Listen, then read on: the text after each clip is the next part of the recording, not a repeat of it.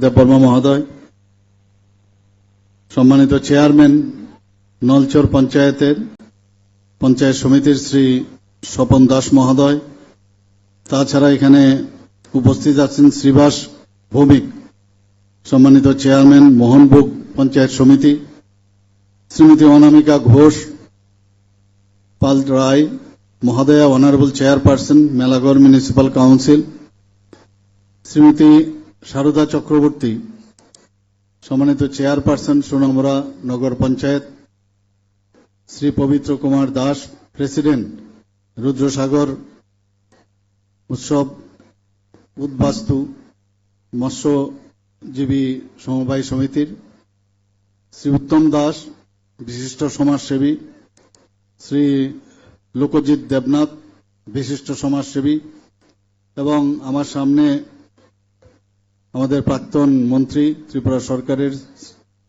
বিল্লাল মিয়া মহোদয় এখানে উপস্থিত আছেন, মোহাম্মদ শাহ আলম চেয়ারম্যান, তাছাড়া অন্যান্য বিশিষ্ট যারা নির্বাচিত জনপ্রতিনিধিগণ এখানে উপস্থিত এবং বিশিষ্ট ব্যক্তিরাও এখানে উপস্থিত আছেন, এবং এই এলাকার এবং ত্রিপুরার বিভিন্ন জায়গা থেকে এখানে যারা বিশিষ্ট জনেরা উপস্থিত হয়েছেন এবং আমার প্রিয় সাংবাদিক বন্ধুরা, সবাইকে এইরকম একটা সুন্দর ঐতিহ্যবাহী নীলমহল জল উৎসবে 2025-এ উপস্থিত থাকার জন্য আন্তরিকভাবে আমি অভিনন্দন জানাচ্ছি। একটু আগে আমাদের মাননীয় মন্ত্রী শ্রী কিশোর বর্মন বিস্তারিত আলোচনা রেখেছেন, তার আগেও আমাদের ডিএম সাহেবও এখানে ওনার বক্তব্য এখানে রেখেছেন। সত্যি একটা বিশেষ দিন আমি বলবো আজকে গত 3 দিন ধরে এখানে যে উৎসব হচ্ছে, এখানকার সাথে যাদের নারীর সম্পর্ক, যাদের জীবন জীবিকার প্রশ্ন, যাদের সাথে একটা আত্মিক রিলেশন, এই নীলমহল এবং এই জলকে নিয়ে যে একটা পারম্পরিক যে সম্পর্ক বহুদিন ধরে আমাদের মধ্যে আছে, ঐতিহ্যবাহী সম্পর্ক, এবং আমাদের ঐতিহ্যকে নিয়ে আমরা গর্ব করার মতো একটা সম্পর্ক, সেই দিনকে সামনে রেখে আজকে যে এখানের আয়োজন, সে আয়োজনে আমাকে এখানে আসার জন্য গত বছর আমি এসেছিলাম, প্রতিবারে আমাকে যখন বলা হয় আমি আসি, চেষ্টা করি। এখানে আমরা এই রুদ্রসাগর আমরা জানি যে সারা ভারতবর্ষের মধ্যে এরকম একটা প্রাসাদ নীলমহল এবং বড় আকারের একমাত্র ত্রিপুরাতেই সেটা আছে। আমি কিছুদিন আগে রাজস্থানেও আমি গিয়েছিলাম, কিন্তু সেখানে এই ধরনেরই নীলমহল, সেখানে সেই ধরনের জলমহল ছিল বা আছে, কিন্তু আমি যখন সেখানে গেলাম আমার মনে হলো যে আমাদের মহল কোনো অংশে কম নয়, বরং বড় বলা যায়, এবং খুবই আনন্দ ফিল করলাম আমি। তো এই নীলমহলকে নিয়ে আমাদের ত্রিপুরা সরকার অনেক চিন্তা ভাবনা করছে কিভাবে সমস্ত মানুষের কাছে এর প্রচার প্রসার করা যায়, তার ঐতিহ্যকে নিয়ে মানুষের কাছে পৌঁছানো যায়। আমার মনে হয় যত আমরা করছি তারপরে মনে হয় যে কম হচ্ছে, মানুষ অনেকে জানে না। অনেক জায়গায় যখন আলোচনা হয় এই নীলমহলকে নিয়ে অনেকেই জানে না, কিন্তু আমি এখানে যারা উপস্থিত আছেন, এখন তো আপনাদের হাতে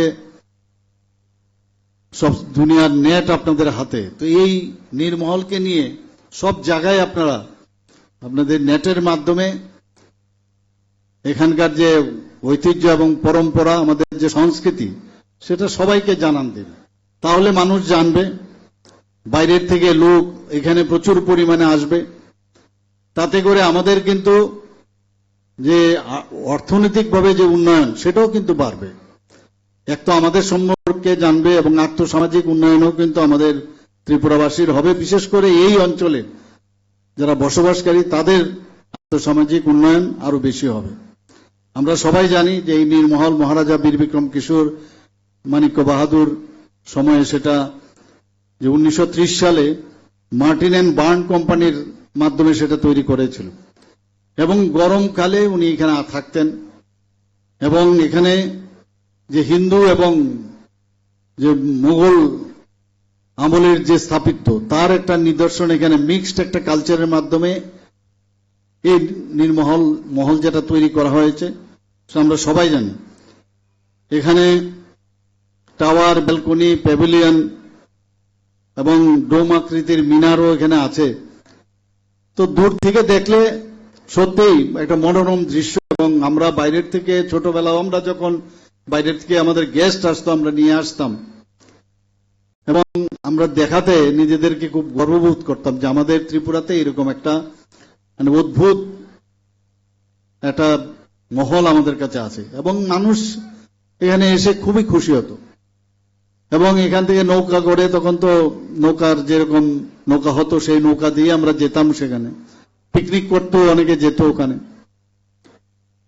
এবং এখানের মধ্যে যে তার যে অন্দরমহল, সেই অন্দরমহলের মধ্যে এয়ার থিয়েটার রয়েছে এবং সেখানে নাটক, নৃত্য সহ সাংস্কৃতিক অনুষ্ঠানও রাজমহলে হতো। সেটা এখানে দুটো ভাগ আছে, আরেকটা ভাগে যাতে নিরাপত্তা রক্ষী যারা তারা থাকতে পারে এবং রাজকর্মচারী তাদের, এই হচ্ছে ইতিহাস।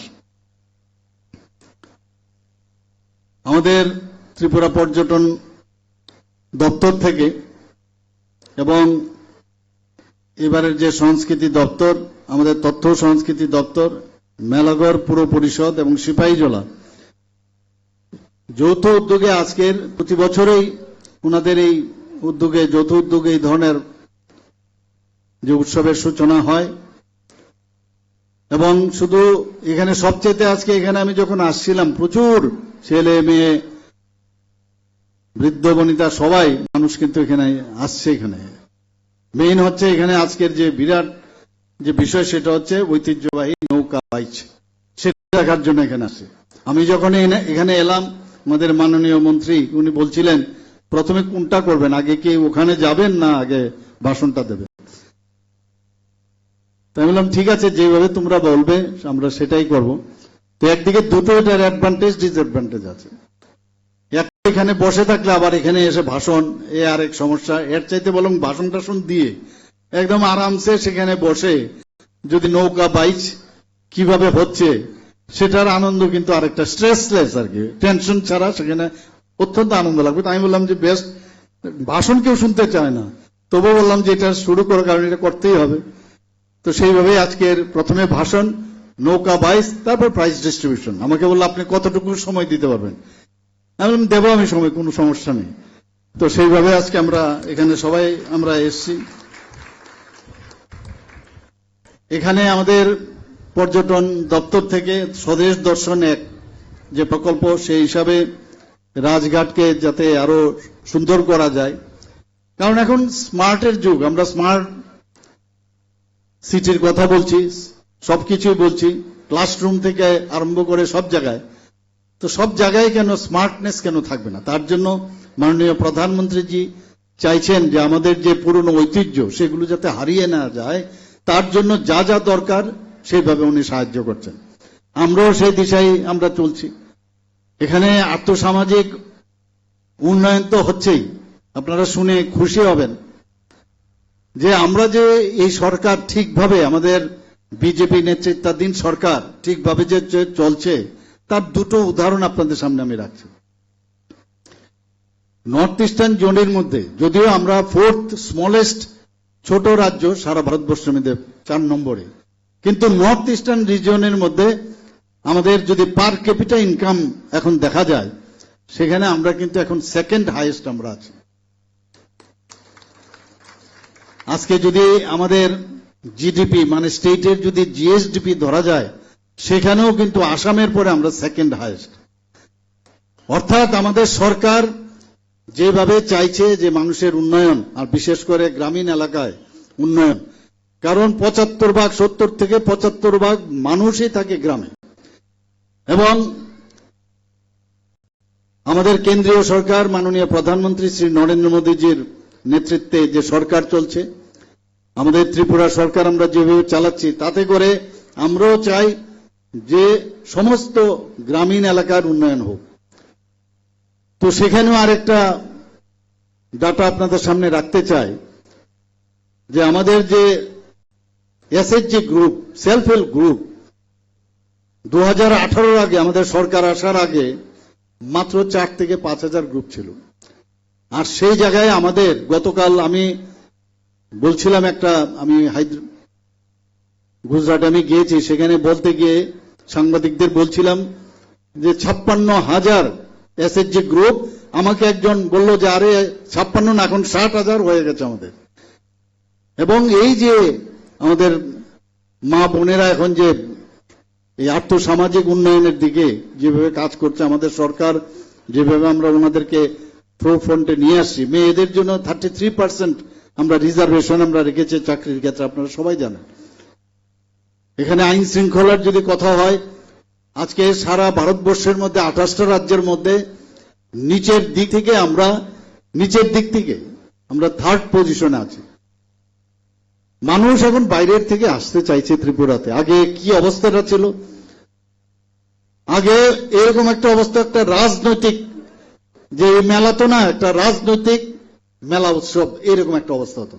আর আমরা চাই সব মানুষকে নিয়ে উৎসবে আমরা যেন থাকতে চাই, মানুষের কথা আমরা শুনতে চাই, মানুষের জীবনের, আজকে এই নৌকা বাইচেই হোক, পল্লী গীতেই হোক, বা যে আমাদের এখানে পল্লী গীত থেকে শুরু করে, নৃত্য থেকে শুরু করে লোক সংস্কৃতি যাই থাকুক, সেগুলো তাদের জীবনের কথা মানুষ শুনতে চায়, এবং আমরাও সেই কথাগুলো শোনাতে চাই মানুষের কাছে। নিজেকে চেনার যে উৎসব, সেটা আজকে মনে হয় পার্টির উৎসব বলে মনে হয় না। এবং আমরাও চাই এভাবে চলার জন্য।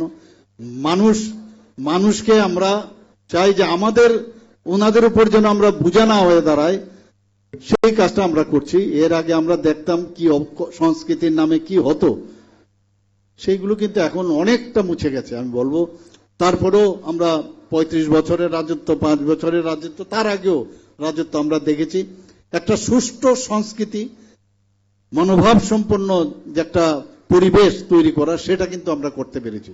আমি বলছি না 100% হয়ে গেছে, কারণ যে অপসংস্কৃতি এতদিন ধরে আমরা দেখে এসেছি ত্রিপুরাতে, তার থেকে বেরোতে গেলে একটা গণ আন্দোলন দরকার।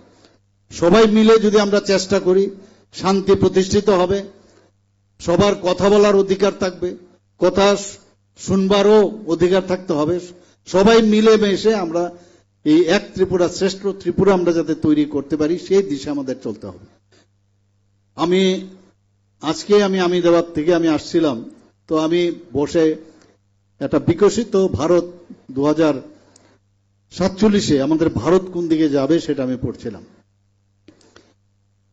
মাননীয় প্রধানমন্ত্রীজি বলছেন, কথার কথা নয়, যে 2047 ডেভেলপ কান্ট্রি তৈরি করবে। এখানে ডেভেলপড কান্ট্রির অর্থ এই না যে আমি অর্থনৈতিকভাবে ডেভেলপড হলাম।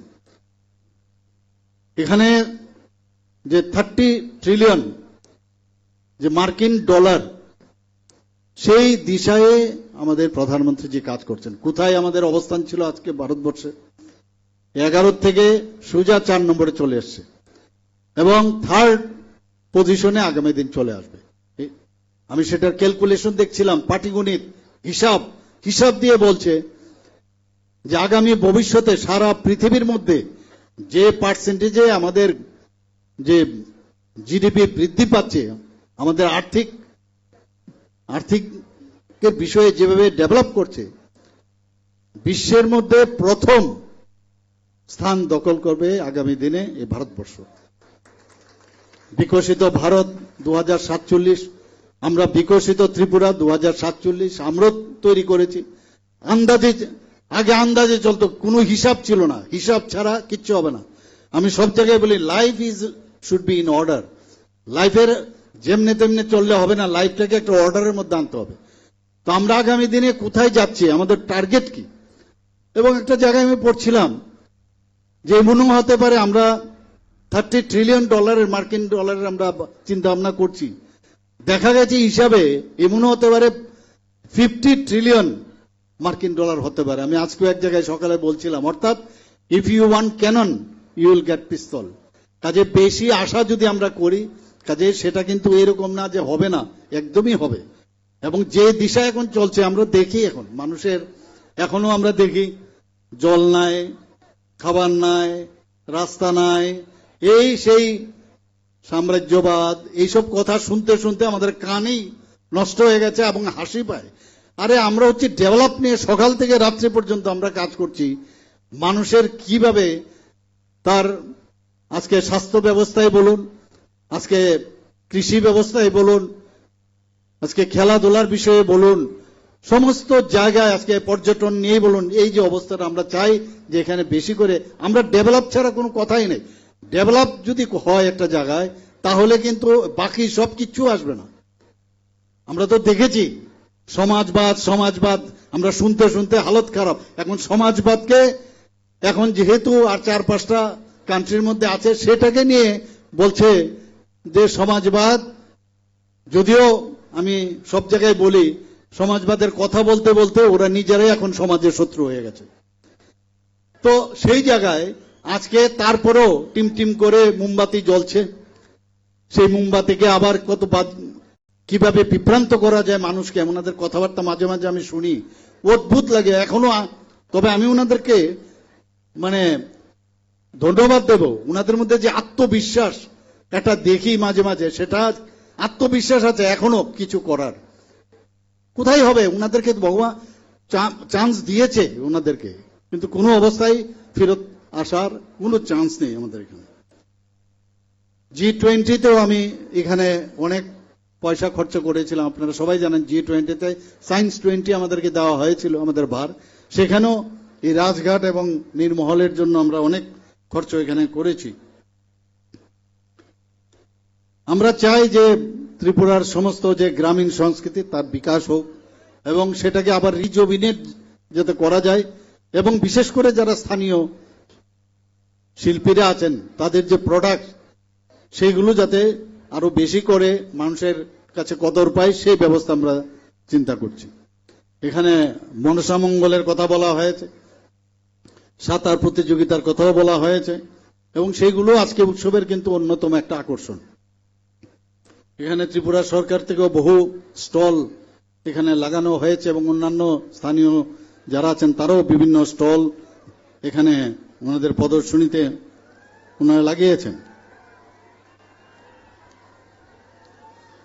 আমরা চাই যে পর্যটনকে যদি আমরা গুরুত্ব দেই তাহলে আরো বেশি করে মানুষের আর্থসামাজিক উন্নয়ন হবে। আপনারা সবাই জানেন যে গত বছর আমাদের সরকার আমাদের ট্যুরিজম ডিপার্টমেন্ট থেকে ট্যুরিজম প্রোমো ফেস্টের আয়োজন করা হয়েছিল, তাতে করে সারা ভারতবর্ষের মধ্যে এটা সাড়া জাগিয়েছে। শুধু তাই না, আমাদের যে প্রাক্তন ক্রিকেট খেলোয়াড় তাকে আমাদের পর্যটন বিভাগ থেকে ওনাকে অ্যাম্বাসেডর করা হয়, উনিও এখানে অনেক শুটিং টুটিং করেছেন এবং সেটাও মানুষের কাছে নিয়ে যাচ্ছেন। আমাদের এখানে ত্রিপুরাতে এক তো ত্রিপুরার সবচেয়ে বড় ইম্পর্টেন্ট যে বিষয় সেগুলো হচ্ছে আমাদের প্রাকৃতিক যে পরিবেশ, সে প্রাকৃতিক পরিবেশের যাকে বলে ইকো ট্যুরিজম, তার উপর আমরা জোর দিয়েছি। আমরা সবাই জানি যে ত্রিপুরা যে বনভূমি, সবুজ বনভূমি, নদী নালা, ঝর্ণা, দিঘি এবং সরোবর, বন্য যে প্রাণীগুলো আছে এবং জনজাতিদের যে চিরাচরিত সংস্কৃতি, সেগুলো যাতে পর্যটকদের কাছে আরো বেশি আমরা তাদের কাছে তুলে ধরতে পারি, সেই ব্যবস্থা আমরা আমাদের পর্যটন দপ্তর থেকে চেষ্টা করছে। আমাদের ধর্মীয় পর্যটনগুলো আছে এখানে, আপনারা সবাই জানেন, বিভিন্ন মন্দির, বিভিন্ন মসজিদ, ত্রিপুরেশ্বরী মন্দির, কসবা কালীবাড়ি, চতুর্দশ দেবতা বাড়ি, অমরপুরের মঙ্গলচণ্ডী মন্দির, মহামুনি প্যাগোডা ইত্যাদি, এগুলো পর্যটনগুলো নিয়েও আমরা কিন্তু চেষ্টা করছি সারা ভারতবর্ষের মধ্যে তথা পৃথিবীর কাছে তুলে দেওয়ার জন্য। শুধু তাই নয়, এখানে ঊনকোটি এবং বক্সনগরের বিধায়ক এখানে উপস্থিত আছেন। ঊনকোটি, বক্সনগর, ছবিমুড়া, পিলাক, বিভিন্ন যেসব প্রত্নতাত্ত্বিক যে পর্যটনের সম্পদগুলো আমাদের আছে সেগুলোকেও আমরা উন্নতির জন্য আমরা চেষ্টা করছি। এখানে রাজন্য আমলের যে স্মৃতি বিজড়িত যেসব যে স্থানগুলো আছে, উজ্জয়ন্ত, রাজপ্রসাদ, নীরমহল, এখানে আজকে আমরা যে এই অনুষ্ঠান করছি, ভুবনেশ্বরী মন্দির, পুষ্পবন্ত প্রসাদ, এগুলো আমরা ডেভেলপ করছি। আপনারা সবাই জানেন যে নারিকেল কুঞ্জ এবং ডোমগুড়, সেটাকে আরো বেশি করে যাতে পর্যটকরা আরো বেশি করে আকর্ষিত হয়, বিভিন্ন লগঘাট আমরা এখানে তৈরি করছি। স্বদেশ দর্শন প্রকল্পে আরো 10টা নতুন লগঘাট করেছে, এই নিয়ে মোট আমাদের 51টা লগঘাট এখানে তৈরি হচ্ছে। প্রসাদ প্রকল্পে আপনারা এর মধ্যে আপনারা নিশ্চয়ই শুনেছেন যে মাননীয় প্রধানমন্ত্রী আমাদের সবার প্রিয় শ্রী নরেন্দ্র মোদীজি উনি আসছেন 22 তারিখ। সেখানে আমাদের যে 51 যে আমাদের শক্তিপীঠ আছে তার মধ্যে একটা শক্তিপীঠ হচ্ছে আমাদের ত্রিপুরা সুন্দরী মন্দির। সেটাকে আমরা প্রায় 51 কোটি টাকা খরচ করে আমরা সেটাকে নতুন ঢঙ্গে আমরা সাজিয়েছি। আমি উনাকে চিঠি লিখেছিলাম, সেই হিসাবে উনি আসছেন এবং সেটাকে পুজোও দেবেন, সাথে সাথে সেটা যে আমরা নতুনভাবে সাজিয়েছি তার উদ্বোধন করবেন। আপনারা শুনে এর মধ্যে হয়তো আপনারা শুনেছেন যে 51 যে সতীর শক্তিপীঠ আমাদের ভারতবর্ষের মধ্যে তো কয়েকটা ওনার শরীরের অংশ পড়েছে, কিন্তু বহু অংশ যেগুলো বাংলাদেশে আছে, পাকিস্তানে আছে, সেখানে শ্রীলঙ্কাতে আছে, নেপালে আছে, তো তিব্বতে আছে, সেখানে কিন্তু আমাদের পক্ষে যাওয়া সম্ভব নয়।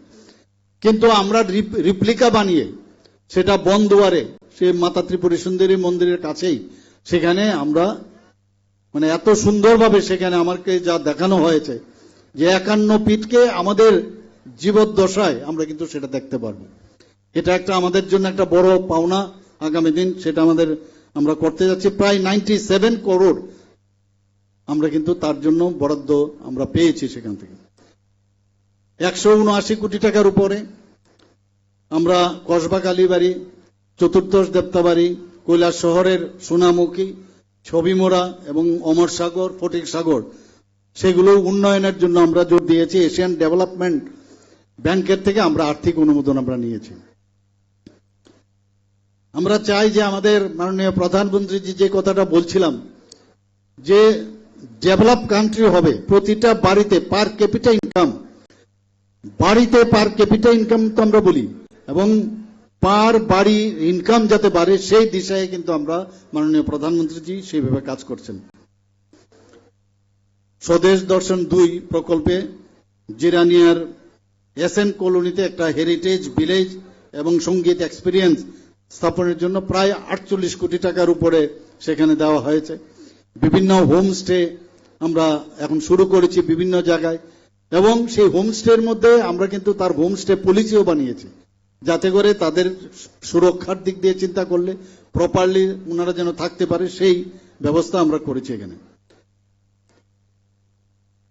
আমরা এখানে পুষ্পবন্ত প্যালেস আপনারা সবাই জানেন, সেখানে 100 যে শয্যা বিশিষ্ট মানে 100 রুমস হবে সেখানে।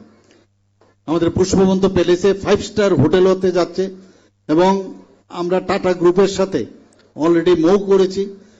তো এখানের মধ্যে 4টা এক্সক্লুসিভ রুম থাকবে যেগুলো রাজকীয় স্টাইলে থাকবে, এবং এক একটা রুমের দাম আমি যা শুনলাম পার ডে আপনার সেখানে যে থাকার যে ব্যবস্থা সেখানে প্রায় 1.5 লাখ থেকে 2 লাখ, অর্থাৎ কারা থাকবে বাইরের থেকে বিদেশ থেকে ওনাদের যে চেইন আছে সেই চেইন অনুযায়ী বিদেশ থেকে চার্টার প্লেন নিয়ে আসবে। এখন ওনারা যখন ওখানে থাকবে এবং বাকি যে আরো যে রুমগুলো হবে সেগুলো রাজকীয় স্টাইলে হবে, সেগুলো এতটা দাম হবে না। তো সেখানে থাকার পর ওরা তো শুধু ওখানে বসে থাকবে না, নির্মল দেখতে আসবে, একটা গেম চেঞ্জ হতে যাচ্ছে। সে আমাদের ছবিমোড়া যাবে, ত্রিপুরা সুন্দরী মন্দিরে যাবে, বিভিন্ন জায়গায় যাবে। ত্রিপুরার চেহারা আপনারা আগামী দিন দেখবেন কোন জায়গায় যাচ্ছে, এতটুকু আমি বলতে পারি। আপনারা সবাই জানেন যে 26শে জানুয়ারি চতুর্দশ দেবতার যে পুজো আমরা করি তার উপর ভিত্তি করে আমরা সেখানে যে ট্যাবলো আমরা দিয়েছিলাম, সেখানে সারা ভারতবর্ষের মধ্যে আমরা 2nd পজিশন আমরা কিন্তু আমরা পেয়েছি। বিভিন্ন ক্ষেত্রে আমরা 7-8টা এখানে আমাদের মাননীয় মন্ত্রীর দপ্তরের ওনার এখন সেটা উনি দেখছেন যে পঞ্চায়েতে আমরা 7-8টা সর্বভারতীয় স্তরে আমরা কিন্তু প্রাইজ পেয়েছি বিভিন্ন জায়গায়। অর্থাৎ ত্রিপুরা কিন্তু এখন সব জায়গায় আমরা যখন যাই, আমি কালকেও গতকালও আমি গিয়েছি, তো সবাই বলছে যে না এখন আপনাদের রাজ্য খুব ভালো চলছে এবং এবং আপনারা ভালো চালাচ্ছেন, এই বিষয়টা কিন্তু সবাই অলরেডি জানেন এখানে।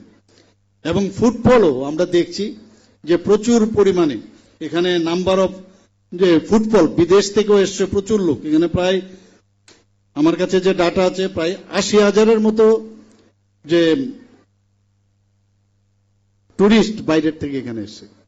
আর আমাদের ডোমেস্টিক যারা টুরিস্ট এখানে প্রায় 6,27,705 এখানে ত্রিপুরাতে এসছে, অর্থাৎ 7,00,000 এখানে 7,07,173 জন টুরিস্ট এখানে এসছে। আমি আশা করি যে আমাদের আজকের যে অনুষ্ঠান সেগুলো সর্বভারতীয় স্তরে আমাদের সেগুলো জানান আপনারা সবাই দিবেন, এবং এখানে আগামী দিনে প্রচুর মানুষ বাইরের থেকে আসবে, দেশ বিদেশ থেকে আসবে সে আশা রেখে, এবং আজকের যে এই প্রোগ্রাম যে অনুষ্ঠান সেটা যাতে সাফল্য হয় তার জন্য আমি সেটাকে আমি সবার কাছে আবেদন করব, সবাই মিলে আমরা এটাকে সাফল্যমণ্ডিত করে তুলব। সবাইকে নমস্কার, জয় হিন্দ।